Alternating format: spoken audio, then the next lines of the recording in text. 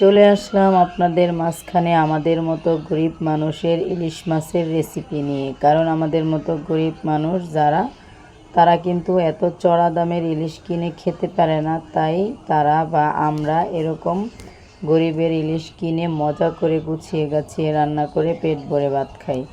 এই তরকারিটা কিন্তু খুবই মজা লাগে, মনেই হয় না যে এটা গরিবের ইলিশ, মনে হয় বড়লোক আমরাও হয়ে গেছি, আমাদের গায়ে বড়লোকের বাতাস একটু হলেও লেগে গেছে। সেই জন্যই তো মাঝে মাঝে গরিবের ইলিশ রান্না করি। আমরা তো অত বড়লোক না, এটাই আমাদের ইলিশ, বড়লোকের ইলিশ। তাহলে পাশেই থাকেন, সাথেই থাকেন, দেখতে থাকেন। চুলার পরে চলে আসলাম, কড়াইয়ের মধ্যে দিয়ে দিলাম হচ্ছে সয়াবিন তেল, পরিমাণে একটু বেশি করেই দিলাম। আর কড়াইটা কড়া করে গরম করে নিলাম। আর এই গরিবের ইলিশগুলো জানেনই তো, এগুলো নরম থাকে, খুব সহজে ভেঙে যায়। আর কড়াইটা ভালো করে গরম না করে নিলে তো এগুলো উঠতেই চাইবে না। আর গরিব মানুষের কিসমতটাও তো কাটা হয়ে যাবে। সেই জন্য কড়াইটা গরম করে তারপরে সেই গরিবের বড় বড় ইলিশগুলো ভেজে নিচ্ছি। দিয়ে দিছি, দেখেন লাগেনি, হালকা লেগেছিল, তারপর আবার উঠে গেছে এমনিতেই। আর এই গরিবের ইলিশগুলো ধোয়ার সময় অনেক সময় ভেঙে যায়, মাঝে মাঝে ভাঙে না, আবার মাঝে মাঝে ভাঙে। এইগুলো একটু নরমই হয়, ওই যে বললাম গরিবের ইলিশ তো, সেই জন্য একটু নরম হয়। গরিব মানুষের মনটাও নরম, ওদের মাছটাও নরম। এই তো মাছগুলো এখন আমি ভেজে নিচ্ছি, ওই তো দেখেন। আর এই মাছগুলা দিয়ে আলু দিয়া বা যে কোনো সবজি দিয়ে পাতুরি করলে বা চচ্চড়ি করলে খুব মজা লাগে, অনেক স্বাদ লাগে, আমার কাছে লাগে। কারণ আমাদের গরিবের মুখ এই ইলিশটাই মনে করেন যে আসল ইলিশ মনে করে খেয়ে ফেলি। সাধ্য নাই খাওয়ার বড় ইলিশ কিনে, এটাই আমাদের ইলিশ মাছ। গরম গরম ভাত দিয়ে ভেজে খেলেও ভালো লাগে।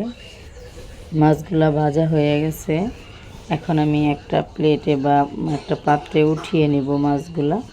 এখন এই তেলের মধ্যে দিয়ে দেব কিছু পেঁয়াজ কুচি, কারণ একটু পেঁয়াজটা বেশি করে দেওয়া উচিত ছিল, আমার কাটার ভয়েতে আমি দিলাম না, যেহেতু কাটা নাই আবার নতুন করে কাটতে হবে, সেই জন্য। তাও ভালোই অনেকগুলাই দিছি, আর একটু বেশি দিলে আরও বেশি মজা হয় এই মাছগুলো। তাও অনেকগুলাই দিছি আমি, প্রায় 1 কাপের মতো। আর দিয়ে দিলাম কিছু কাঁচামরিচ, 2-3 ফালি, কারণ মোটা মোটা করে কেটে নিছি তো পেঁয়াজটা, সেই জন্য একটু কম দেখা যাচ্ছে। পেঁয়াজটা একটু হালকা ভেজে দিয়ে দিলাম এখানে আমাদের নিজেদের ক্ষেতের শেষ টমেটো। আর ফ্রিজে সংরক্ষণ নাই, ডিপে সংরক্ষণ করি নাই, নর্মাল ফ্রিজে রেখে এতদিন খেলাম, অনেক দিন বাগানের টমেটো শেষ হয়ে গেছে।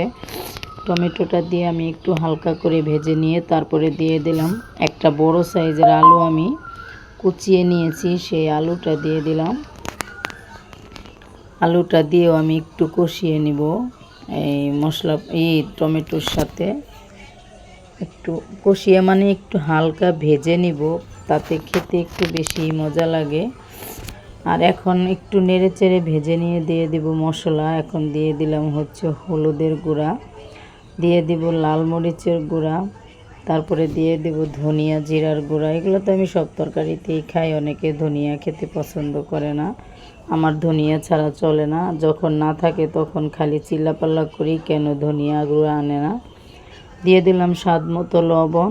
এখন এটা সুন্দর করে একটু নেড়ে চেড়ে মিক্স করে নিব, পানির প্রয়োজন নাই।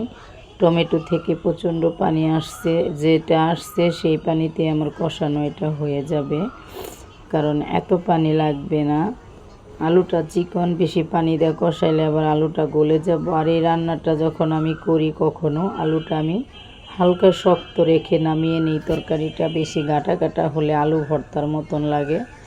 সামান্য একটু রসুন বাটা দিয়ে দিলাম, এটা দিতে ভুলে গিয়েছিলাম, সেই জন্য এখন দিয়ে দিলাম। দিয়ে আবার একটু নেড়ে চেড়ে মিশিয়ে কষিয়ে নিব।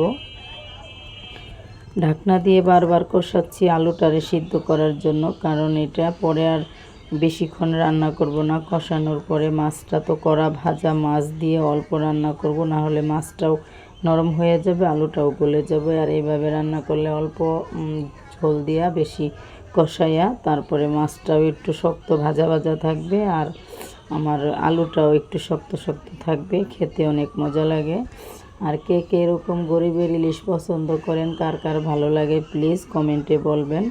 আর যে যেখান থেকে ভিডিওটা দেখছেন দেশে এবং দেশের বাহির থেকে আমার আত্মীয় স্বজন বন্ধু বান্ধব আমার পরিবারের সবাইকে অসংখ্য অসংখ্য ধন্যবাদ। আর যে আমার নতুন বন্ধু হয়ে আছেন তাদেরকে অসংখ্য ভালোবাসা ধন্যবাদের সাথে জানাচ্ছি, প্লিজ চ্যানেলটা সাবস্ক্রাইব করে অল নোটিফিকেশনে ক্লিক করে ভিডিওটা দেখে লাইক দিয়ে কমেন্ট করে জানাবেন আমার রান্নাটা কেমন হয়েছে।